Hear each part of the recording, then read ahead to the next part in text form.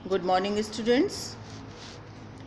आज आपकी हिंदी की पहली क्लास स्टार्ट हो रही है, क्लास 8 की। तो सबसे पहले तो आप लैंग्वेज की नोट बुक बनाएंगे और उसमें मैं जो बोल रही हूँ वो सब आप नोट कर लेंगे। सबसे पहला जो हिंदी का टॉपिक होगा वो हमारी है भाषा, कि भाषा किसे कहते हैं, होता क्या है, हम क्यों बोलते हैं हिंदी। तो इसके लिए आप 2-3 बातें नोट करें अपनी कॉपी में, कि भाषा केवल मनुष्यों के द्वारा ही बोली जाती है। भाषा की रचना ध्वनियों के संयोग द्वारा होती है। भाषा में ध्वनि संकेतों का हम परंपरागत रूप से प्रयोग करते हैं। भाषा में सार्थक शब्दों का ही हम प्रयोग करते हैं। इसलिए मनुष्य ने आज तक जो भी बोला है, सोचा है, समझा है, वो एक भाषा के द्वारा ही हुआ है।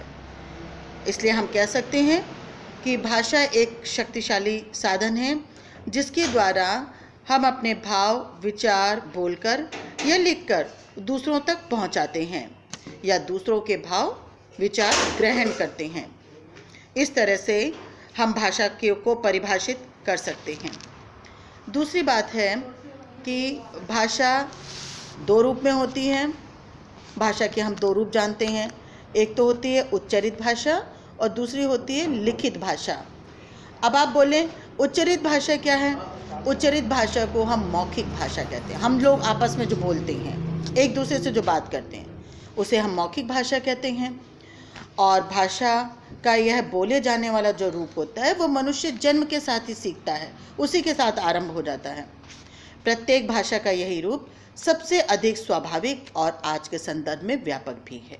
ये तो हुआ मौखिक भाषा। भाषा की परिभाषा, भाषा के 2 रूप कि कौन कौन सी होती है, मौखिक और लिखित भाषा। मौखिक में हम बोलकर समझते हैं, दूसरे से बातें करते हैं, दूसरे की बात को हम समझते हैं। और ये भाषा जो है मौखिक वाली, ये जन्म से ही मनुष्य आरंभ कर देता है। लिखित भाषा, लिखित भाषा का ही एक रूप है जिसमें कि हम लिख कर अपनी बातों को एक दूसरे तक, अपने विचारों को पहुंचा सकते हैं। भाषा के लिखित रूप का हम सहारा लेते हैं अपनी बात करने के लिए। मौखिक भाषा का कोई सुरक्षित आकार नहीं होता, लेकिन लिखित भाषा जो हम लिखते हैं उसका एक रूप भी होता है और उसे हम देख भी सकते हैं कि हमने क्या किया है, क्या नहीं किया हुआ है। भाषा का यह रूप सहज है, लिखकर देने वाला। इसमें हम अपने दैनिक कामकाज में आने वाली बातें लिख सकते हैं, जो कि भाषा के लिखित रूप का आज महत्वपूर्ण अंग है। भाषा की कुछ विशेषताएं भी हैं। प्रत्येक भाषा की कुछ ना कुछ विशेषताएं होती हैं और उनकी अपनी प्रवृत्तियां होती हैं।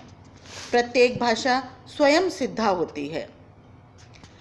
यह एक सामाजिक वस्तु है जिसमें हम अपने भावों को देते हैं, तो हम अपने ही विचारों को, जो हमारे विचारों को समझता है, जो हमारी भाषा को जानता है, तो हम उसके भावों को एक दूसरे के पास जब भेजते हैं तो इसे हम एक सामाजिक वस्तु के रूप में भी लेते हैं। भाषा एक अर्जित वस्तु भी है। अर्जित करते हैं हम, दूसरे की भाषा को ग्रहण करते हैं, अर्जित वस्तु होती है। इसका अर्जन व्यवहार से होता है।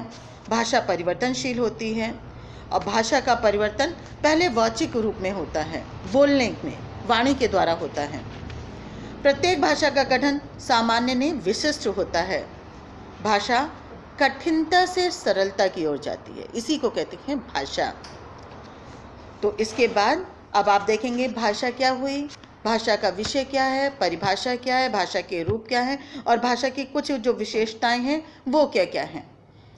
इस प्रकार से अब भाषा के बाद जो दूसरा टॉपिक हमारा आता है लिपि। लिपि किसी भाषा के लिखित रूप का आधार उस भाषा की लिपि होती है। लिखने के ढंग को हम लिपि कहते हैं। लिखना, चित्रित करना, ये सब लिपि के अंतर्गत आता है। भाषा के लिखित रूप के लिए निश्चित की गई ध्वनि चिन्हों को, भाषा जब हम लिखते हैं तो उसके लिए कुछ ध्वनि चिन्ह होते हैं, निशान होते हैं, उनको हम क्या करते हैं, लिपिबद्ध करते हैं, निश्चित कर लेते हैं।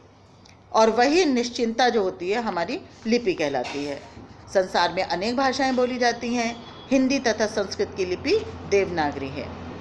इस प्रकार कुछ भाषाएं हैं और उनकी लिपियां हैं, इन्हें आप नोट कर लें। हिंदी भाषा जो है, इसकी जो लिखने का ढंग है वो देवनागरी है। भाषा में व्यक्त ज्ञान, विज्ञान तथा कोश लिपि द्वारा ही सुरक्षित होता है।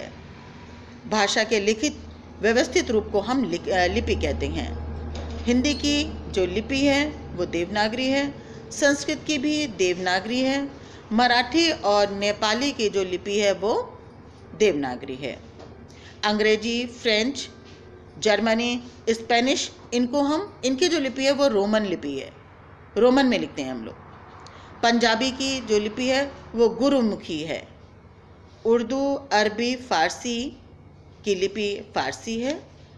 तो इस प्रकार से ये कुछ भाषाएं हैं जिनकी मैंने अभी आपको लिपियां बताई हैं। ये सब आप अपनी हिंदी लैंग्वेज की नोटबुक में आप अपना लिख लें और उसके बाद इसको याद भी करें, क्योंकि इसमें से कुछ ना एक आधा प्रश्न पूछा ही जाएगा। प्रत्येक भाषा की लिपि का अपना एक विशेष महत्व होता है। लिखित भाषा का अपना महत्व होता है। भाषा का यह रूप औपचारिक माना जाता है। औपचारिक रूप से हम बात करते हैं लिखकर। भाषा के लिखित रूप की प्रतिष्ठा हमेशा ज़्यादा होती है। भाषा का यह रूप अधिक स्थायी होता है। लिखित रूप को ही भाषा का सबसे अधिक शुद्ध रूप माना जाता है और भाषा के लिखित रूप में भावों की अभिव्यक्ति सीमित होती है। तो आज के लिए आपके पास 2 पॉइंट्स हो गए। पहला ये भाषा की डेफिनेशन, भाषा के दोनों भेद, उसके बाद लिपि किसे कहते हैं, किसी भी भाषा के लिखने के ढंग को लिपि कहते हैं। उसके बाद आपको कुछ भाषाएं हैं महत्वपूर्ण और उनकी लिपियां।